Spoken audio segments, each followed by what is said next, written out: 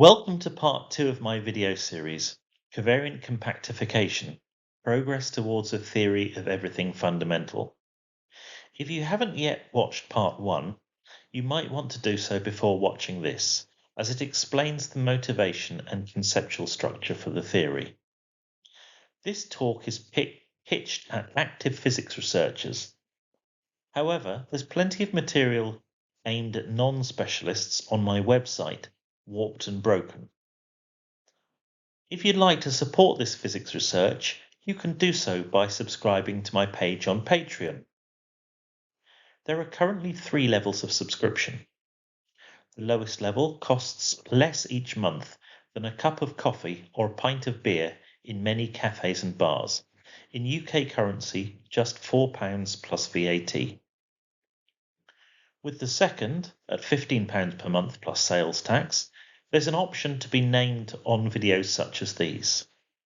The most exclusive, at £100 per month plus tax, includes an option to be in a monthly group call with me and other patrons in this tier. My Patreon page includes both posts which are accessible to the general public and ones aimed at physics students and researchers. My ResearchGate page provides access to my various academic outputs.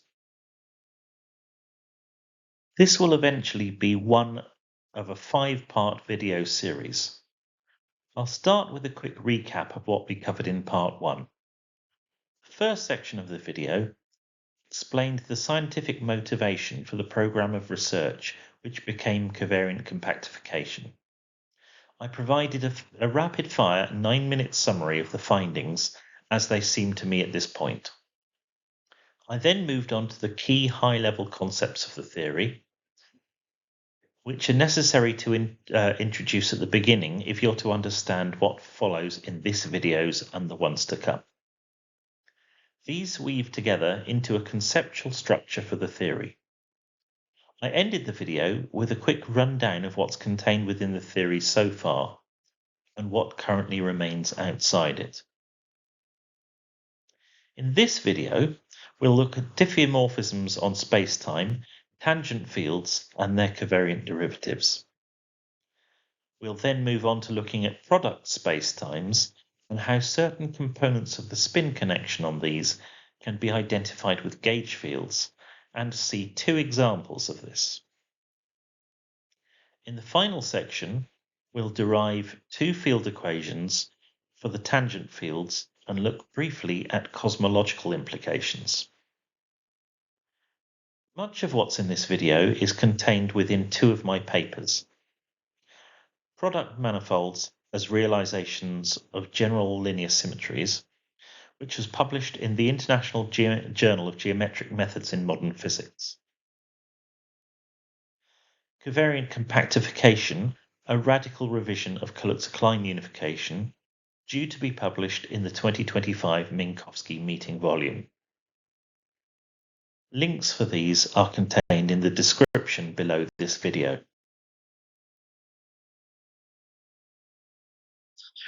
In this section, we'll start at the absolute foundation for this body of theory, with the concept of a diffeomorphism on a manifold.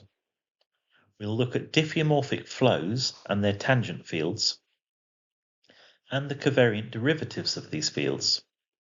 We'll see how these covariant derivatives can help us identify isometries and conformal maps. We'll also see how features of the covariant derivative can require the manifold to factorize as a product. A diffeomorphism on a differentiable manifold is an invertible smooth mapping which maps every point uniquely to another or the same point. It also preserves some form of structure, for example, a group rule or metric. Any pair of such maps can be combined into a single map. With this way of combining maps, the set of all such maps forms a group which we'll denote diff curly M. These can include some familiar transformations. For example, in a flat space, subgroups of the diffeomorphism group include translations, rotations, and stretches. The dimensionality of a subgroup is the number of parameters needed to specify the individual maps within it. We'll focus for now on one-dimensional subgroups. Pick a single point A on an n-dimensional manifold curly M and a small neighborhood omega around it. Any one-dimensional group of diffeomorphisms with parameter eta then defines a diffeomorphic flow from or through the neighborhood. That is, a smooth trajectory for each point in omega. These trajectories may or may not be geodesics. The images of omega form what we could call a flow tube in curly M. Let us now postulate that we can construct a coordinate system ui on the flow tube. By taking derivatives with respect to eta at each point along the flow line, we can construct a vector field M. In the ui coordinates with basis ei, this has components mi. If we take curly M to be a Riemannian or pseudo-Riemannian manifold, then we can define an inner product on each tangent space, from which we can construct a metric field. We can also define a Levi-Civita connection, which provides us with a definition of parallel transport between tangent spaces. This allows us to construct covariant derivatives of the vector field dimj. These can be viewed as a matrix, which can be decomposed into symmetric and antisymmetric parts. The antisymmetric term is often called vorticity, while the symmetric term breaks further into a trace and a traceless shear term.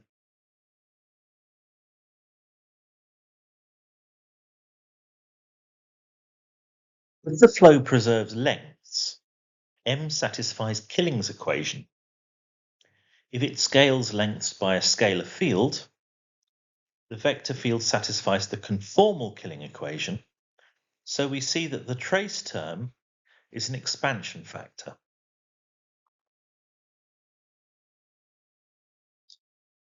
Under a change of coordinate system, the matrix of derivative components transforms according to a similarity transformation. The set of all such matrices forms a reducible representation under this action. The irreducible representations in its composition are the expansion, the shear, and vorticity tensors. The set of all Jacobian matrices partitions each irreducible representation into orbits. For a symmetric tensor such as Dij, some orbits may contain diagonal matrices. The presence of diagonalizable tensors, it turns out, tells us a lot about the group theory and geometry of spacetime. For example, if Dij can be diagonalized to this form, with 4 equal eigenvalues and A and 2 equal eigenvalues B, it's invariant under commuting GL4R and GL2R groups. If we take one of the first 4 coordinates to relate to a coordinate direction with time-like signature, and the others to be space-like, then these 2 groups contain the Lorentz group and an SO2 group, are valid in any coordinate system, and describe the unbroken symmetries of the system. Continuing this analysis leads to the following theorem. Whenever a change of coordinates diagonalizes a symmetrized tensor across a region with the same multiplicities of eigenvalues, this region coincides with a product manifold, where the multiplicities represent the dimensionalities of the factor spaces. By a product manifold, we mean that the metric takes this block diagonal form, for any coordinate system yi in which respects the factor manifolds. That is, y rho parameterizes the four-dimensional spacetime and yz parameterizes the second factor space. Note that any factor space may itself be a product space. This theorem tells us the minimum extent to which we're able to decompose it as a product. This gives us a geometric interpretation of the diagonal matrix. Remembering the conformal Killing equation, we see that m mu scales the four space with scaling factor a, while mx scales the second factor space with scaling factor b.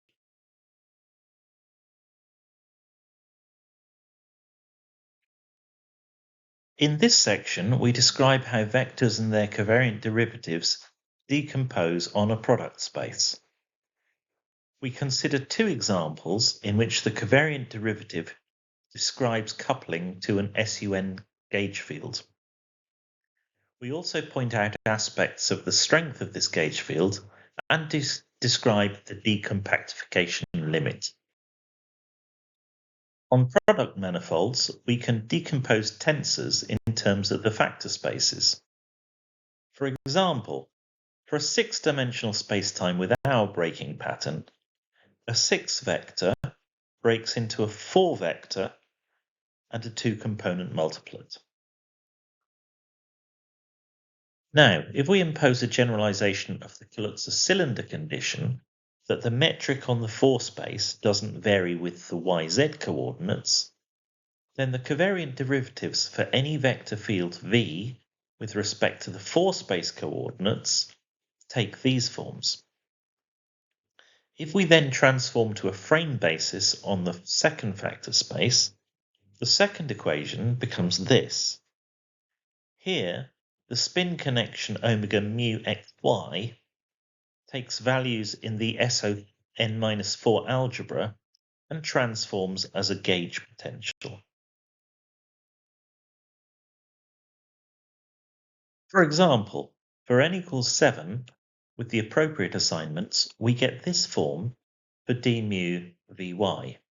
Here, a mu I are gauge fields that are embedded in the Lie algebra of SO3 using the SO3 generators, or equivalently can be embedded in the isomorphic Lie algebra of SU2 using the SU2 generators. That is, they're gauge fields of SU2 and are coupled correctly to an SU2 triplet. More importantly, for n equals 10, the same form of covariant derivative provides a coupling to SU4 gauge fields, as the SU4 algebra is isomorphic to that of SO6. Then all the tensors decompose into multiplets of SO1 3 cross SO6. When we define spinors, these will decompose into multiplets of SL2C cross SU4. As we'll see, each such multiplet contains all the states of one generation of fermions. The field strength for the gauge fields F mu nu xy are components of the Riemann tensor in this basis. This is essentially a recasting of an equation derived by Uteyama in 1956 into this Kaluza-Klein context. These components don't contribute to the Ricci tensor for either factor space. When they're zero, spacetime reduces to a direct product manifold. If the mixed Ricci tensor is also diagonalized, in most cases, we get a direct product of Einstein manifolds. This is the classical vacuum for the theory. Until recently, I thought that a non-zero field strength for the gauge fields was a manifestation of the radius of the sphere of the extra dimensions varying with location in four-dimensional spacetime. I've now realized that the situation is rather different and more subtle than this. We'll come back to this issue of the geometric meaning of gauge fields in part 3 and part 5 of this video series. This mathematical procedure of compactification can be run in reverse. As mentioned earlier, the theory has a decompactification limit in which the extra dimensions uncurl. In this limit, all n dimensions appear on the same footing, or rather all the spatial ones do, and the time dimension just differs by its signature.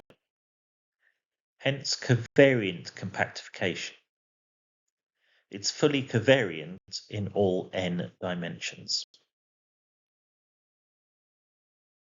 In this section, we consider invariants which can be constructed from the vector field and its covariant derivative. We find that taken together, relations between these determine both the factorization of spacetime and a field equation for the vector field. We give two forms for this equation if the flow curves are geodesics, and one which holds even if they're not. We consider solutions to the equation for the geodesic case, and close by reiterating the geometric picture which has emerged from this analysis.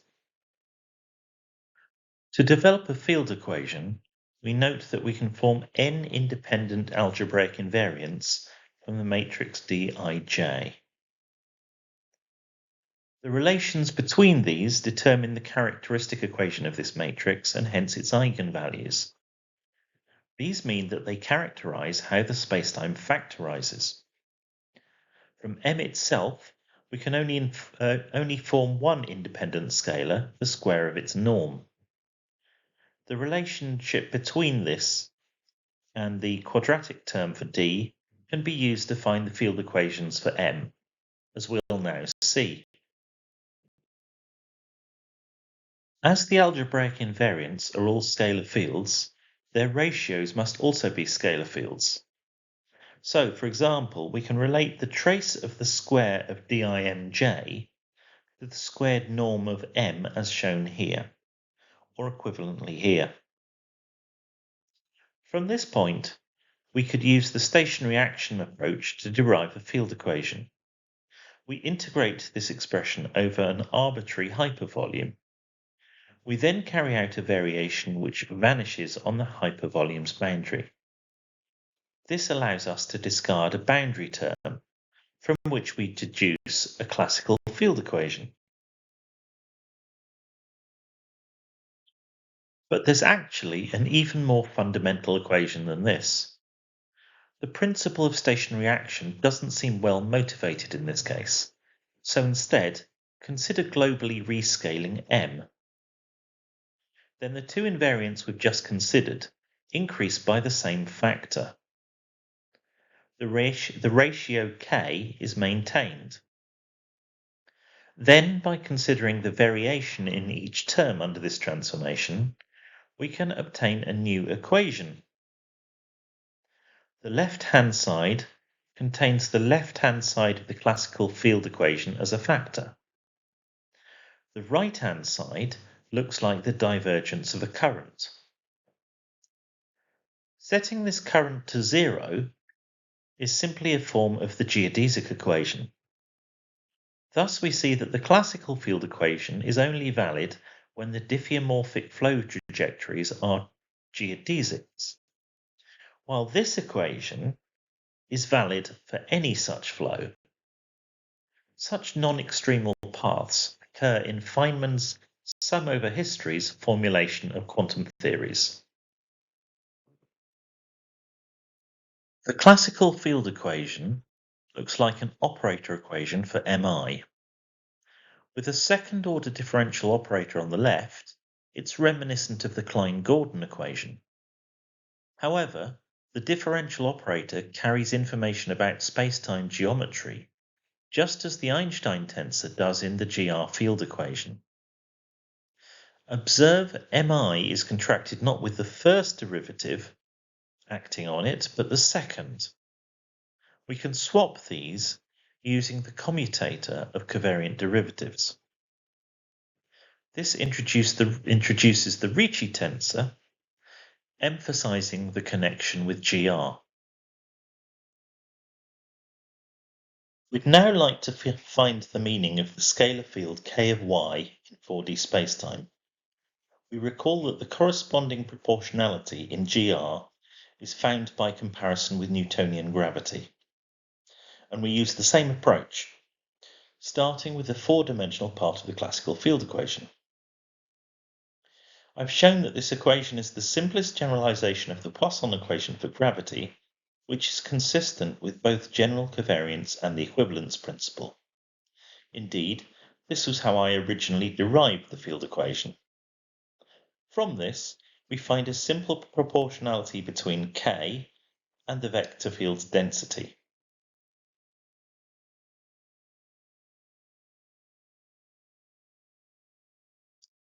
The simplest solutions are those for which the vorticity vanishes. These include cases where both factor spaces are flat, where the 4D spacetime is flat and the extra dimensions form a compact space, and where both factor spaces are approximately curved Einstein manifolds with Ricci scalars of the same order. As explained in part 1, we're most interested in the case where the space of extra dimensions reduces to a sixth sphere in deep space, while the 4D spacetime approximates to de Sitter spacetime. At a given moment in cosmic time, the spatial vacuum then approximates to a Cartesian product of S3 and S6. The three-sphere can be embedded in four-dimensional Euclidean space, as we'll see later. Similarly, the sixth-sphere can be embedded in R7. However, this doesn't mean that we need 11 spatial dimensions in total. A one-dimensional circle can be embedded in R2, but the Cartesian product of two circles is a two-dimensional torus. This doesn't require two R2 spaces for embedding. It can be embedded in R3. Similarly, the Cartesian product of a three-sphere and a six-sphere can be embedded in 10 dimensions. We can use the same additional spatial dimension for embedding both the three-sphere and the six-sphere. Our de Sitter spacetime and six-sphere can therefore be embedded in a flat 11-dimensional spacetime. With Minkowski coordinates on this flat spacetime, the two factor spaces are defined by these equations. But from the relations between the Ricci scalars, we find that the right-hand sides are equal. Thus we find that the squared radius of the three-sphere and the squared radius of the six-sphere are related to cosmic time in this simple way. Therefore, if we assume that spacetime has had its background geometry until now, we find that as time flows forward, the radius of the three-sphere becomes much larger than that of the six-sphere. If we rewind time, we find that the Big Bang is replaced by a bounce, as appears in loop quantum cosmology and can appear in string theory. It's currently unknown whether this feature would survive in a realistic model of the universe, with perturbations from the background geometry. We close this video by noting that the analysis so far reproduces the picture I described in part 1. The theory has a classical vacuum, which is a Cartesian product of a four-dimensional Einstein manifold and a compact Einstein space. Reducing all the curvatures to 0 gives the decompactification limit with maximal symmetry, an n-dimensional flat spacetime. Alternatively, if we have gravity induced by matter or gauge fields present, these are the additional components of curvature of a more general product of a compact space with a curved four-dimensional spacetime.